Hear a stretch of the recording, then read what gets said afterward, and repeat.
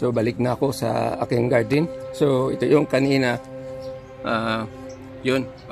hose pala ng nawasa, yung nabutas.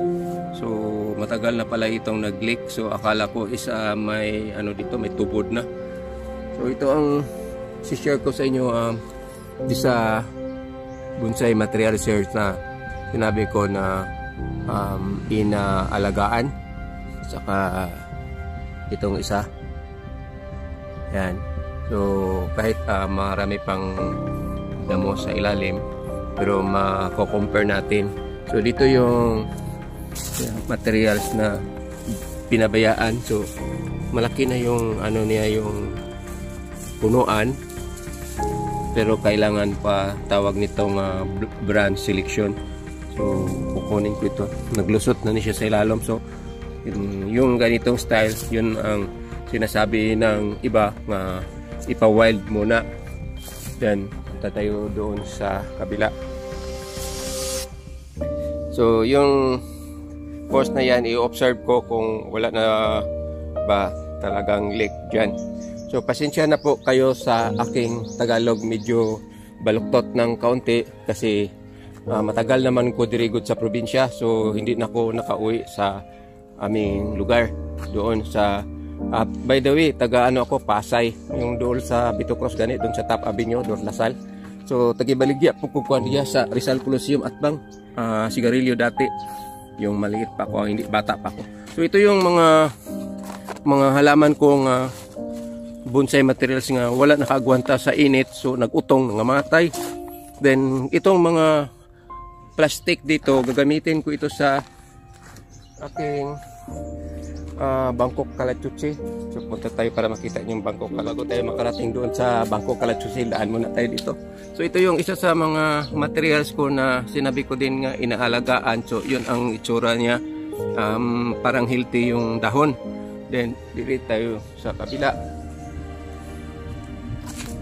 So ito yung materials na parang pinabayaan. So yun ang itsura kanang kuan kay ba, kanang dili mayo. Then mga sunog pa ng mga dahon, no? Sunog dahon dahil sa init. So punta na tayo doon sa Bangkok Kalachuchi ko na mga gawin ko yung parang bonsai na rin. Nabawi, lipat, daan muna tayo dito. So ito yung mga bulaklak ng aking Bangkok Kalachuchi. So baka bukas bibidyon ko naman ito ulit kasi may pula dito, yun ito, double na pula. So natutuwa ako. Then ito yung ordinary na bulaklak. Then yun ang puti ko. So itong mga nasa dito na yung makikita dyan is na yan, puro na yan mga grafted. So iba-iba na yung bulaklak. Then saan naman to dapit? So dito dito ko sa itaas ilagay kasi kaunon magsyag shell. So muna siya akong ilipat atong nangamatay na ko itong ubang bonsai materials kasi sa container naman ni sakok dayon ganahan ako is mudako niyang punuan, lumaki yung punuan niya, then saka ko igagrap ito sa ibang kulay. Ito ordinary lang ito na Kalachuchi o Kalachuchi may pangalan niya ana. So ang gawin ko dito, pag mudako na ni siya, ikat ko dito para matrap, tapos pag sanga-sanga niya, yun ang sumpay-sumpayan na po na nako tawag kuan, grafted. Daghan ni sila mga 100 plus, pero ang nabuhay ani na dagan is 25 lang kabuok. Then punta na lang ko diri. So ito yung kaisa-isa kong miracle fruit. So siguro kaunti lang ang nagbubonsai ng ganito. So hindi siya maganda tignan kung maliit, gamon na siya o maliit. So ang gamon ani is palakihin siya. So ang gawin ko, tanggalin kong lahat yung mga dahon, then itong mga bunga isa may siya parang 3, 5 unom ka bunga. So ako nang dadon sa table doon, yun ang tatanggalan ko ng dahon, tapos hindi ko kakat yung mga sanga, palakihin ko kasi maganda siyang tanawon kung ano siya, kana bang daghag bunga nya miracle fruit kuno ni siya. So, dala na nako ning tanom nga giingon nga miracle fruit. So ngayon sulayan ako or try ko kay ingon manggod ako mga kauban diri sa balay nga kanang mag-vlog daw kuno ko, pero delete na lang siguro. So, ano yun? Sabi niya yung daw magama ako ng video isa, kailangan daw ako magbihis ng maayos, kaya sinubukan ko na itong pang Sunday dress ko isa yung sinuot na ko para daghan daw mulantaw. So tanaw na to daghan bang mulantaw sa ako video ani raw, kaya na-share ko ini kaning kahoy o kaning tanom o sa piliwi man na-share na ko ni, sana makita ko diha, na-share na ko ni siya nga tanom kay nainganyo ko kaingon sila kung mukaon kuno ka ani dahil paghuman mukaon ka og aslom, mutamis kuno ng aslom. So bason lang magtinuod, pero nakasulay man ang uban, itamis man pod. So daghan ganahan magtanom ani nya, ang usually ang itanom ani isa unom day kabuk yun bunga. So ito ang isi-share ko sa inyo, matagal na ito sa ako, pero kuan kanang wala na ko matagdi ba kay kana ragong di man po siya lami lang tawon. Then nagkataon nga nag-ari diri di nangita og miracle fruit nga ako'y miracle fruit pero ako man ang ginabonsay. So akala ko ilang paliton ng tawag yun sa Tagalog pabilhin, akala ko bilhin nila, hindi pala ano pala, hingiin lang ba pangayuon ko dili di kay una kaning masitira na ko made in China, imported guni nya kani akong wire made in China. Then kaning tanom nako pinalit ba nako nito sa bukid sa Valencia. So ako na lang giingnan sila nga mag seedlings na lang ko, ding mabuhi ning seedling ako ihatag ninyo ana na lang. So ako muni nga napugos ko og kuan ani pagawas ani, din instead nga kato man tatong dalakit budto may akong i-share sa inyo akong alutan ba. So kani nalaman miracle fruit.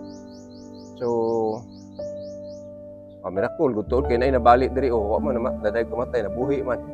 So pag sabing miracle fruit magmilagro gud ni. So ito ang alagaan ko, tapos isa ilagay ko ito sa area nga yung magandang lugar kasi miracle man. So basta magmilagro ni. So pa dool na to ng kamera gamay kay mutaas na po ni akong video ani. So buhaton ako ani, ako ra tangtangan og dahon tanan para makita niyo na bunga. Giwire-wire man ako ni, pero dili man may pagka-wire magpugo kayo kabalong mo gama ko dug kaning una ni sa mutag apike ng porma adit ko kabalong mo pagwapo ana. So, sige, ako maghinay-hinay kog alot ani.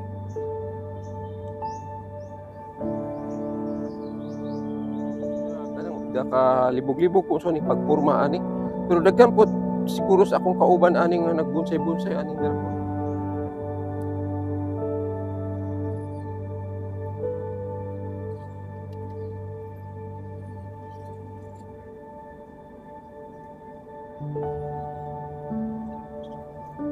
Hapit na ko mahuman og alot.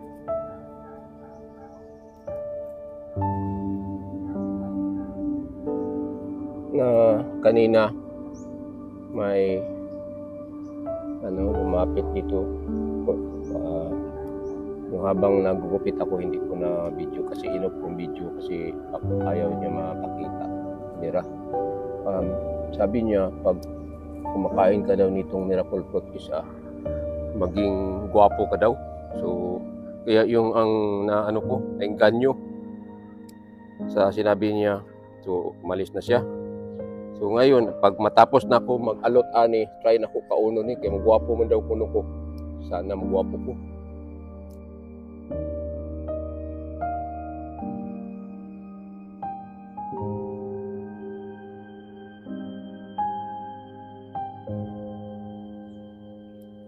Malapit na ako matapos. Ang dami palang bulaklak na lumalabas. Ay, tingnan ko itong microphone, baka hindi naka-on. Naka-on pala. Akala ko naka-off. So, may nalaglag isang bunga. Maliit. So, puun ako dito. Tignan ko kung anong magyari ngayon. So, katatapos ko lang ito ang kakainin ko. So, as sinasabi yung kapitbahay namin, pag kakain ka ito dahil ito ay miracle fruit, kagwapo ka. Tapos, itong tablet ko, yung gagamitin mirror, tignan ko kung maging gwapo ba ako nito. Ay, pag itong tablet gagamitin ko is may filter to. So, natural, gagwapo talaga ako. Hindi pwede. May mirror ako dito, yung kinuha ko sa budiga. So, subukan ko ng kainin. Linisan mo na totoo bang miracle fruit ito.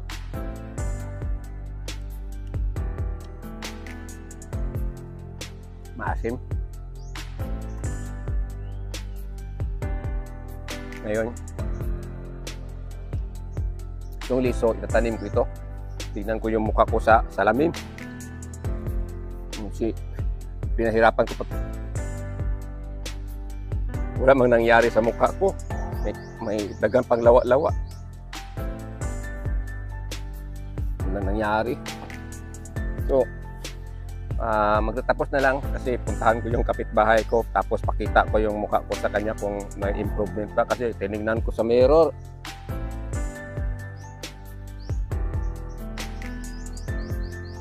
Maras namang gyapon akong nawong, wa man na usog, wa man igwapo.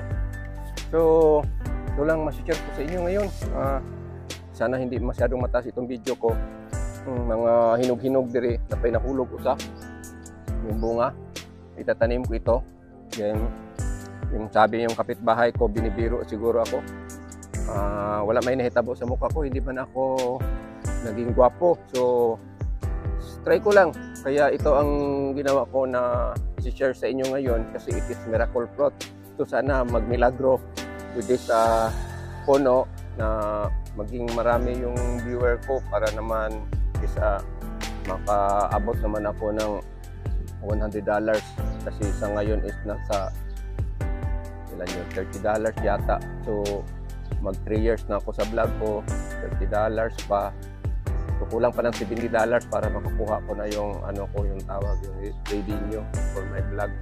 So ito lang muna ang mas-share ko sa inyo about our miracle fruit.